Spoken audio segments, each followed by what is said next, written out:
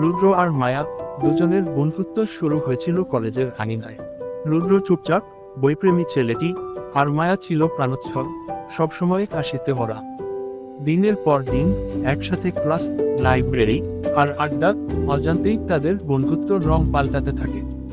কিন্তু মায়া জানতো না রুদ্র কতদিন ধরে নিজের মনের কথা চেপে রেখেছে। ভয় ছিল ভালোবাসার কথা বললেই হয়তো বন্ধুত্ব হারিয়ে যাবে। একদিন মায়া হঠাৎ জানালো সে অন্য শহরে পড়তে চলে যাবে।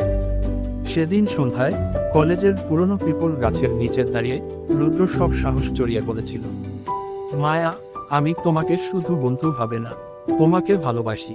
মায়া কিছুক্ষণ চুপ করে তাকিয়েছিল তার দিকে, তারপর হালকা হেসে বলেছিল, আমি তো সেই কবে বুঝেছিলাম রুদ্র, অপেক্ষা করছিলাম তুমি কখন বলবে।